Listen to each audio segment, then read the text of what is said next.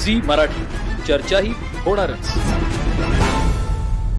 कुंभोज तालुका हातकणंगले येथील कुंभोज विकास सेवा सहकारी सोसायटीची 95वी वार्षिक सर्वसाधारण सभा मोठ्या उत्साहात व शिस्तबद्ध पद्धतीने पार पडली आहे। सभेला सभासदांचा भरघोस प्रतिसाद लाभला। संस्थेचे एकूण 1376 सभासद आहेत।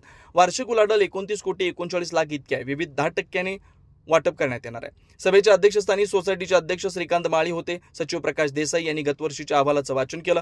सभेत आर्थिक वर्ष 2024-25चं वार्षिक लेखाजोखा, लाभ तोटा विवरणपत्र व अंदाजपत्रक एकमताने करण्यात आलं।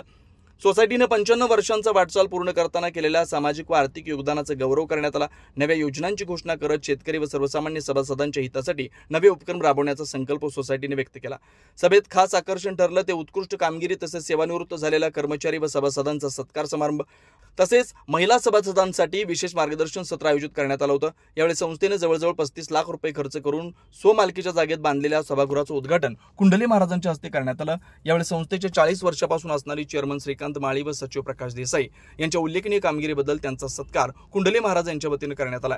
यावेळी कोल्हापूर जिल्हा मध्यवर्ती शाखा कुंभोजचे मॅनेजर किरण माळी, पत्रकार विनोद शिंगे, रावसाहेब तोरसकर यांनी आपलं मनोगत व्यक्त केलं। यावेळी संस्थेचे उपाध्यक्ष मधुकर कांदेकर यांच्या सहसंस्थेचा संचालक ऑडिटर उपस्थित होते। अध्यक्षस्थानी आपल्या भाषणात सर्व सभासदांचे आभार मानून भविष्यातील विकास आराखड्याची माहिती दिली।